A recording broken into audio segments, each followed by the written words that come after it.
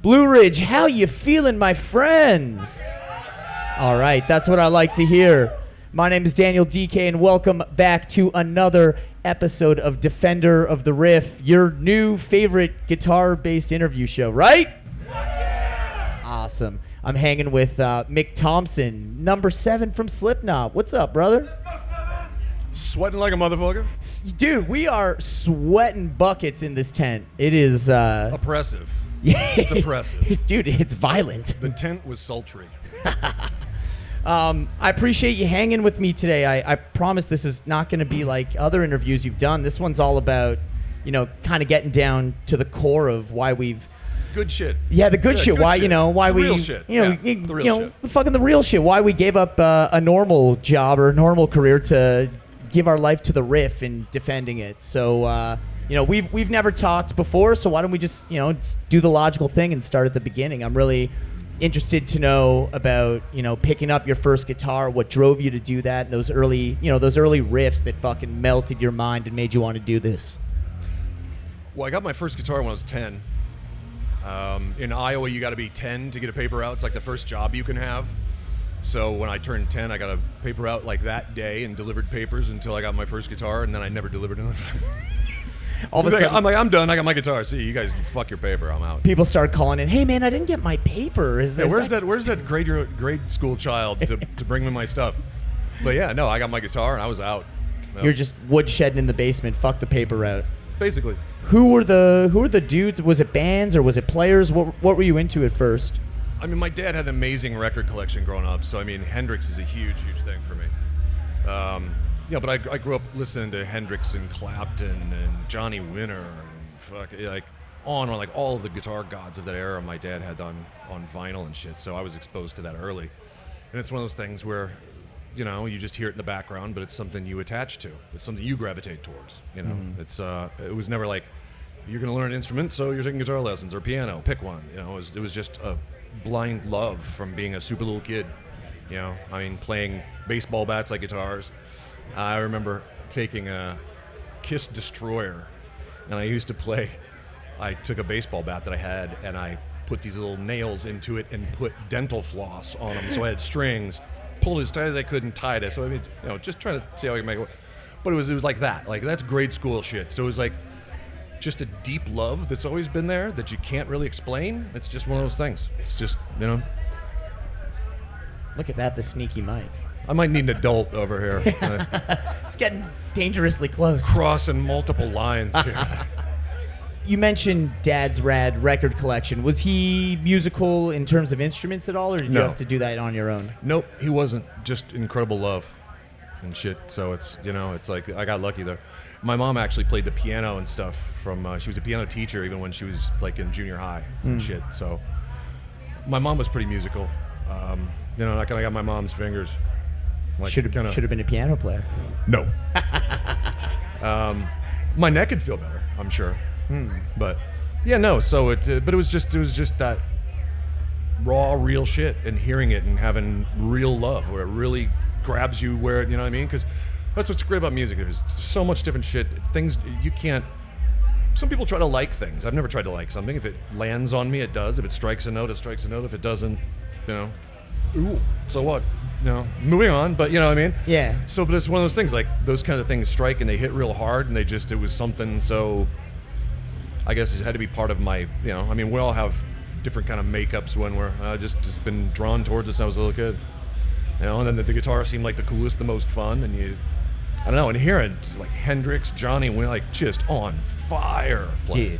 Just going nuts. And when I got to see Stevie Ray Vaughan when I was like 11 or 12 in Des Moines. You saw SRV when you were 11? I saw SRV at the Civic Center in Des Moines, Iowa, when I was a little kid. Yeah. That's rad. So my dad had a great blues collection and shit too. So God, I've seen fucking Buddy Guy and like when I was in high school and shit. I grew up a lot of good music, and that's why. And I taught. And that's why I always try to tell people. I'm like, man, music's everywhere. It's everything, and it's like the greatest gift you'll ever give yourself. If you teach yourself guitar, you take ukulele, whatever you do, any instrument you get into. Because it's something you're going to have forever. You know what I mean? It's like you might be into this, you might be wherever you are right now in your life, but you won't be there in 2 years, 5 years, 10 years, and it seems like it's fiction, right? Like I used to hear that shit when I was, you learn whatever. I'm like, yeah, maybe one day when I'm 40, I'll get into jazz. Well, be 50 here in not that much time. So, you know, and I still haven't got into jazz because I got more headbanging to do. But Yeah, I haven't seen you start your jazz side project yet. no, I haven't even started practicing. No, I got a long way. I don't know. It's like everything changed. Like when I was a kid, if you were 30, your life was kind of, I mean, what sports people were 30 and when we were a kid? Like, seriously, in the NFL and you're 30, you're a grandpa. You know? So it's like our longevity is, better living through chemistry. I don't know. Somehow my head stays attached. I mean, I've got an artificial disc in there, but It's like, I mean, guys like Mick Jagger and Keith Richards kind of setting the bar pretty fucking unattainable. Like, dude, I got to keep going until I'm that age. You fucking well, that was kidding when I me? saw Buddy Guy. I seriously was like, and he was in his like mid to late 50s, and that guy was on fire. He never quit moving. He was just on fire the whole show. Just pure love and electricity. It was amazing. And I'm like, that guy, like, how could anybody ever complain about being tired or fucking whatever? Like, look, that guy. He's got, he had 40 years on me, 35 years on me at the time, whatever. And like, I couldn't have put out the shit that he was doing. It's amazing. Dude, that's rad that your old man took you to those shows as a kid. That's like super cool. I always try to broaden people's horizons musically. Like, so anytime I do if they're like, oh, what are you listening to? I try to throw out a really wide range of shit because music is everywhere. There's so much wonderful music that people don't listen to because they pigeonhole stuff. They get into too tight of a little area and they don't look outside. I'm like, it's funny because dealing with like most of the best musicians I know, you're going to find the most diverse listening people are going to be the best musicians usually. Because like the first piece I could play all the way through was D by Randy Rhoads. I didn't learn a rock, like every riff or anything on a rock song. It was the do do do do do, right? It was just that. So it was like the first piece I could do like all the way through and not totally blow it. I couldn't remember the first 30 seconds now, but that was like the first piece I ever learned. So I was like always kind of like, I thought it was weird that instead of being like some rock or, it wasn't a Maiden song or something. It was a little classical thing that Randy Rhoads did. But Dude, Rhodes is God. I mean, yes, yeah, big time. Oh, yep. And massively musically diverse too. We're talking about diversity and influences. Like no one really had that neoclassical flair as he had it down pat. He like knew everything. Yeah. It was the amazing thing. Because I mean, he would even like foray into tapping and stuff, even though like I'm sure it wasn't really, he had to, he's got his competition across the street doing, whatever. I'm sure him and Eddie must have been a hell of a battle. If you were around back then, I'll bet that was for sure. It's like the Beatles and the Stones. Who's your guy? Who's your band? Yeah. Pick your player. Randy. Yeah, me too. Randy. I love that you cited Destroyer because like my gateway drug was totally like the first time I heard that shit.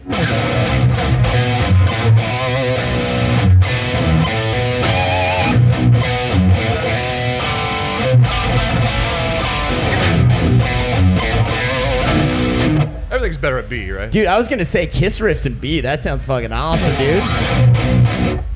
Dude, that's rad. Yeah, dude, I remember hearing Destroyer for the first time. That was totally like my gateway drug into that stuff too. It is. That was my biggest. I loved Kiss so fucking much. That was like I was probably 8 when I got that. I loved them so fucking much, and but it was Dark Horse record, Kiss record, Creatures of the Night. What do you mean the Dark Horse? So fucking good. If that's not in your top 5 or even 3 Kiss albums, you're not a okay. I don't know what the attitude is anymore, but back then that really wasn't the vibe. But it's like the playing and shit on that, so like their song struck, like everything. Well, plus they had a bunch of great studio guys. I was gonna say there's like 9 guitar players on that album. They had some serious studio guys in there doing some of that too. Yeah, dude, that had. But that's one of those things. Like, don't overlook that. If you're a Kiss fan, like I know a lot of people that's because it was like the end of the makeup era, but it was before the transition into the butt rock stuff. Yeah. So it's worth a pickup. Dude, Creatures is a perfect era for me with them. They got like the kind of the speed metal, hair metal influence of Vinny kind of starting, but they still got the rock and roll and like.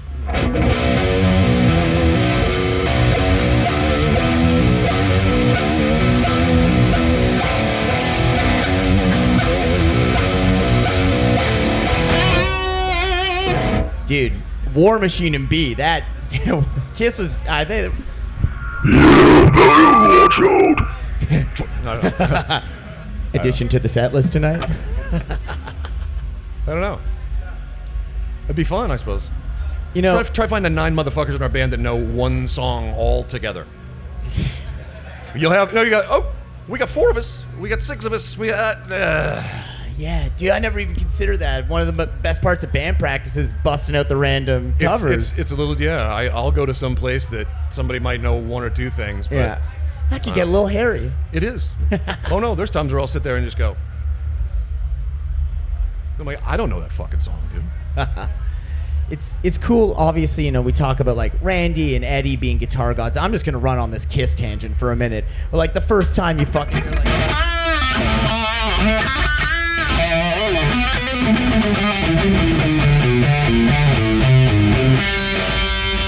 like that fucking Alive 2 solo and Shock Me, that was like game changer for me for like lead guitar. Like that was even before I got into EVH. I was just like geeking out on Ace Frehley forever. It was one of those things too where I loved their live albums more because they were absolutely on fire. You hear like Calling Dr. Love and it's like this really tame, weird, and then like they do it live and it's just on fire. And that's something that about us that I've always liked is, and some people might complain about it, but on stage we go, we'll fuck off. Like sometimes tempos are just,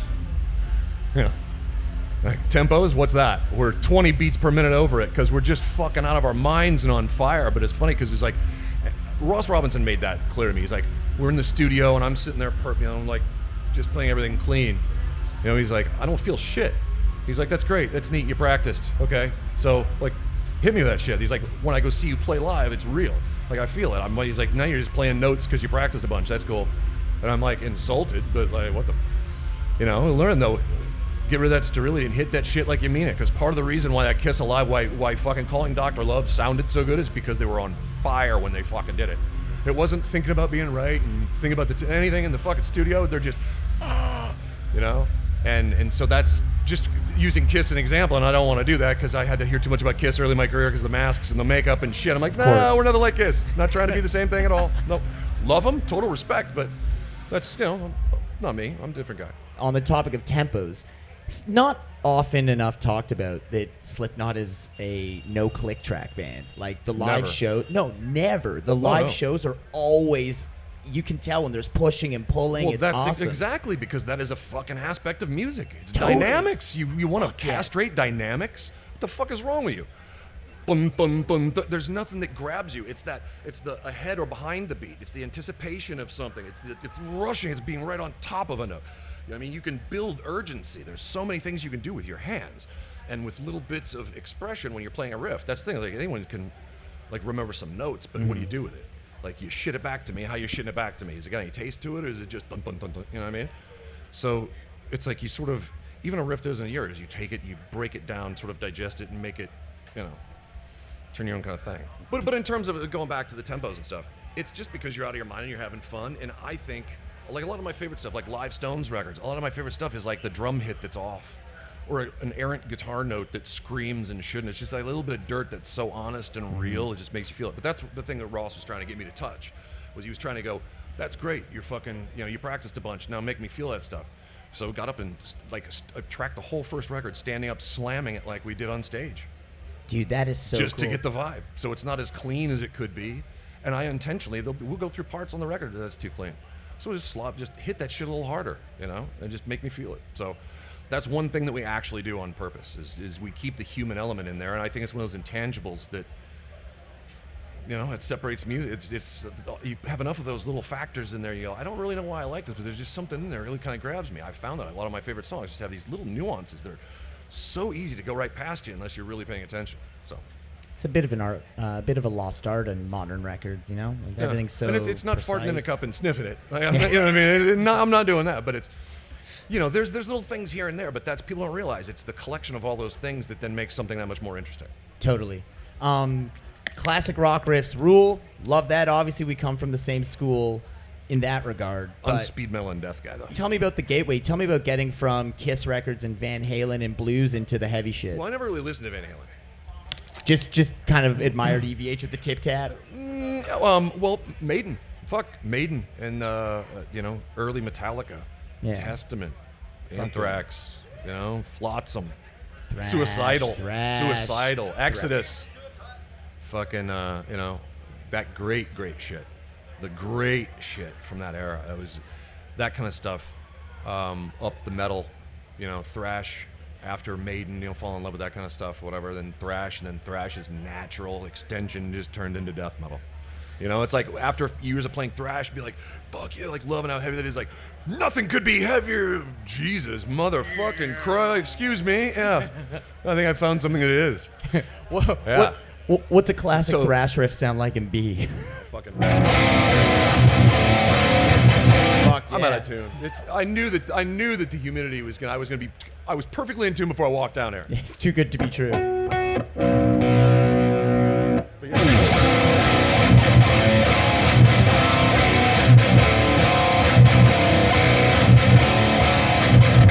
Everything crushes Hell yeah. in B. You know I'm gonna get a guitar set up in B after this.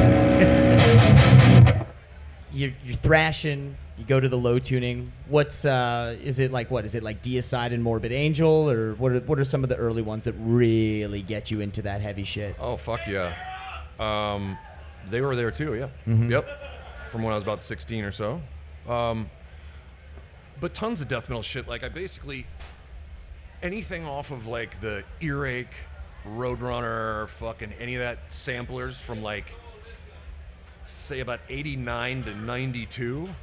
I have like every fucking like that was such a golden era of American death metal. So do you collect vinyl? You have all that shit in physical? No, cassettes or CDs. Yeah, a lot of cassettes because I didn't have a CD player so I just go, yeah, fuck, I get it on tape, that way I can listen to it at work. That's rad, dude. Now I don't have a tape player, so I've got like boxes of shit that I like. Yeah, VHS. Duh. Yeah.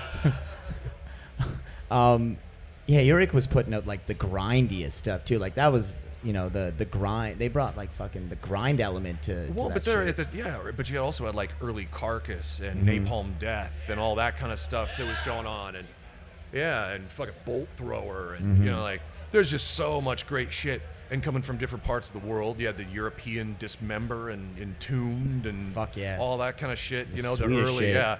the really all that, and then the Florida stuff. Holy shit.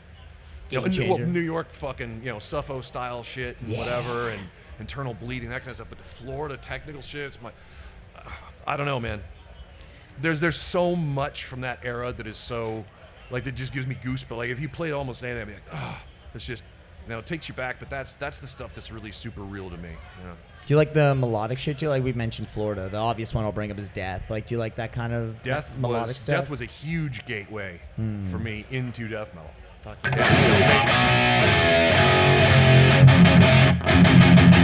That shit's nasty. Yeah.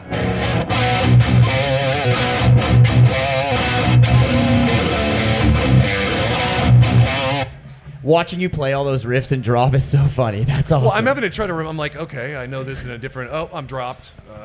That's always the thing too. Is you're trying to play cover songs in a drop tuning, so you're not hearing the note that your brain wants to hear, right. And then you're using one finger to make a power chord. Just kind of muscle memory's not working right now. I play mostly seriously just tuned standard at home, like either E flat or C sharp. So C sharp drop is B. Right. Since I always.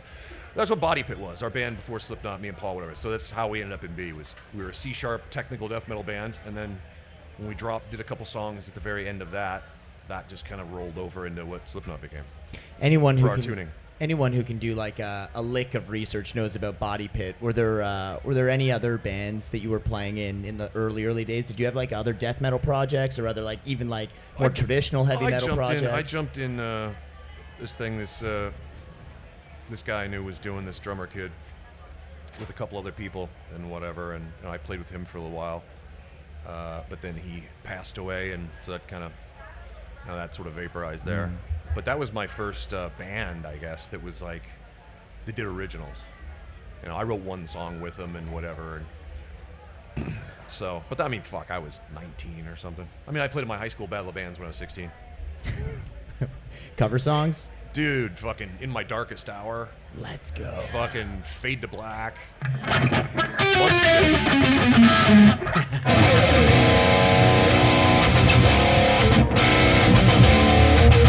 No, see, I can't do that. Because I'm dropped. Whatever. Yeah, that's rad. That's like... But I'll let... Yeah, we did Last Caress. Dude, right on. Yeah. It was my sophomore year of high school. I was like 16. Danzig's playing tonight. That was funny. I had a mullet. It was wonderful. Oh, dude, we got to find photos. Dark blonde mullet. Oh, hell yeah. Oh, yeah. Let's go. Dude, you have impeccable musical taste. I thought we were going to sit here and talk about, fucking death metal. We can. We could, but I'm like blown away with how musically diverse you really are.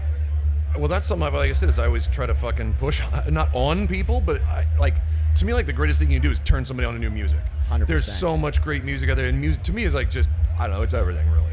I mean, it's incredibly personal. You can be completely alone by yourself, and it's I don't know.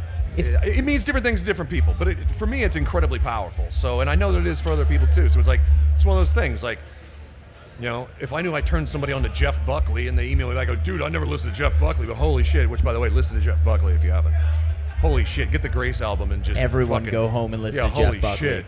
Get Grace and then You will get better, I promise. No, it broadens your fucking horizons. Yeah. It just like everything, your thoughts are expanded. Like the more you can. You always want to expand your knowledge for everything. Then you can pick and choose from a wider variety of ideas and concepts and everything, So, yeah, I mean, personal expansion's huge. Problem is, how do you find music that doesn't suck? I tried a little bit, so I listened to that, shit all sucks. Yeah, but when you actually connect with something, it's incredibly rewarding, So, and that's why I always throw out, if you see any lists I put out, there'll be a bunch of stuff on there that'll people be going, that's dumb. Like a lot of our fans, I'm sure you're like, what the fuck's these? I'm like, give it a chance. Give it a chance, like seriously. It's like the greatest gift you can give someone, man. As you say, dude, your philosophy's bang on. Like, music is everything. And you're going to change so many times in your life. You're going, no, I won't. Bullshit. I'm old enough to know that I've changed plenty of times. What I like, my tendencies, certain things. You're at the core, you're still you, but that's what I mean was you have music. You can get into anything you want, wherever you happen to go. And you don't think, I'll never be. You don't know where you're going to be in life. But it's one of those things you'll have no matter what. Like I said, is you could be 90 years old sitting on your porch by yourself, and it's something you've got. You can just go. It's everything. That's awesome. I know, it's amazing. Yeah, dude, your philosophy's fucking bang on. It's awesome. I love the passionate shows, man. It's cool as fuck. It's cool that It's not very fun and it's kind of dorky, but nah, dude. It's honest. Hey, man, honesty's cool as fuck. Yeah. Are you a gearhead? Like, do you the like? Worst. Hey, we need to get a bigger house. I have too many amps. Yeah, well, it's not just acquisition, but I nerd out pretty hard. Are you like constantly changing your rig and always new ideas? I just put that block in and 5 green springs in my kitchen 2 nights ago. So, I literally installed that the other night. That's in my awesome. House, so, dude, that's it's rad. just fine tuning like I like it. Just constantly and I see, so now obviously you're rocking these new ESP guitars. I see you've fully embraced the Fishman life. This is actually my own prototype. Nice. We got a signature Fishman coming? This is my own pickup right here. I wish I had a standard one here just to let you hear so you can hear the A and B. Dude, it snarls a little bit. Dude, fuck yeah. Have a tape. Hell yeah.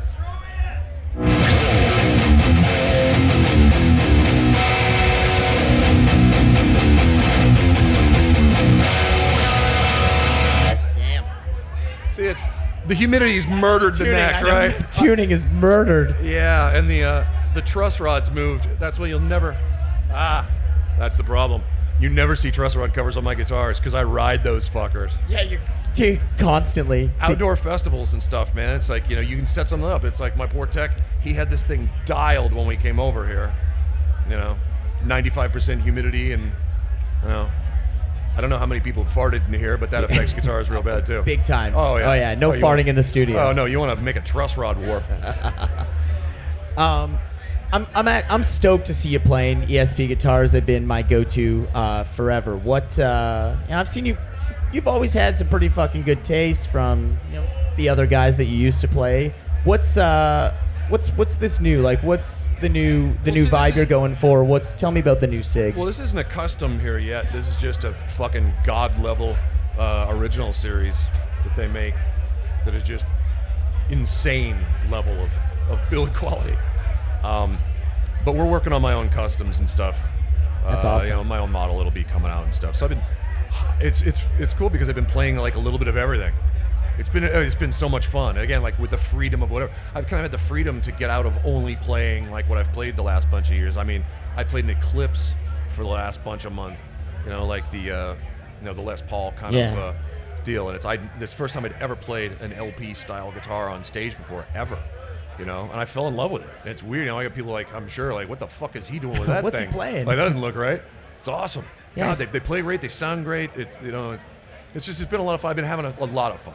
I saw you rocking an E2 as well. Oh, yeah. Yeah, dude, those made in Japan ones are unreal. Yeah. I love it. It's the same as the standard series. They just changed the name. Yeah, for sure. Yeah, those standard series are killer guitars. Always have been. So, yeah, same thing, just different name.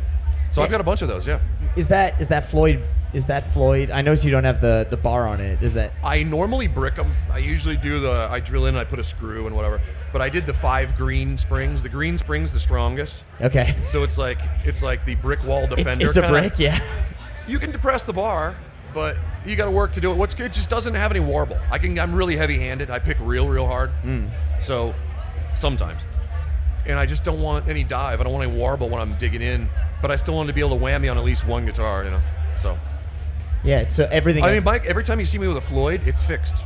Yeah, I was gonna say I know you prefer the hardtails. Yeah, even like my Jacksons, that was a hardtail Floyd plate that Jackson engineered for me.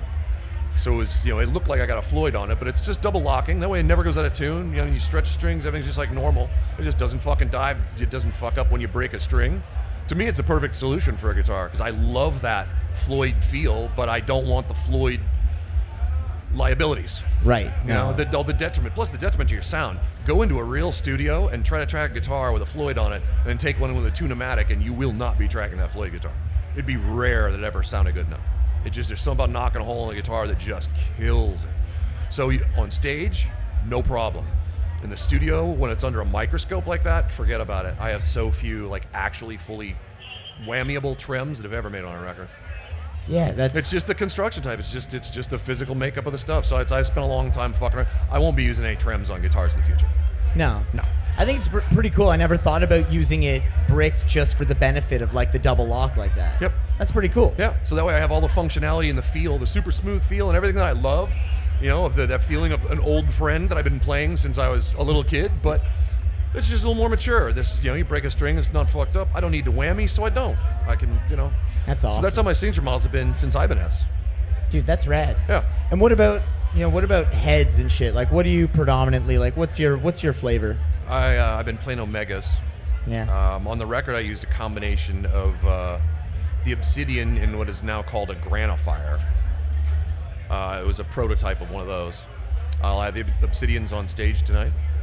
I've got the Obsidian plug, and I don't have one of those. Those are sexy. That thing fucking smokes, doesn't it? Yeah, this is super sexy, man. Yeah, it is. That's a great head. Yeah, no, you gotta play that head with this pickup, dude. No, they're done in combo. That's like the pickup, speaker, the head, like everything's tuned in concert together. So it's not going, hey, that's a cool cab. How's it sound with that cool head? They don't quite work out.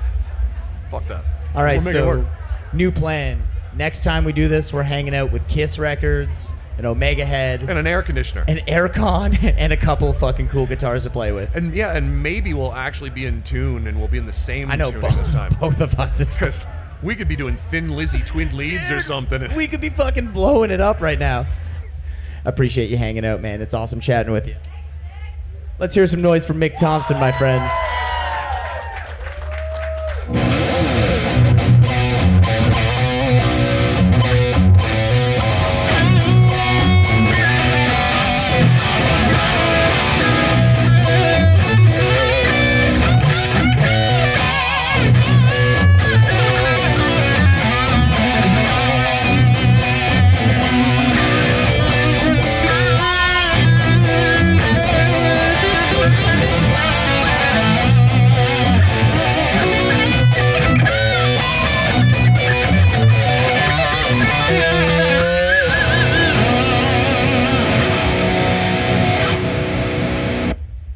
Hell yeah, Defender of the Riff.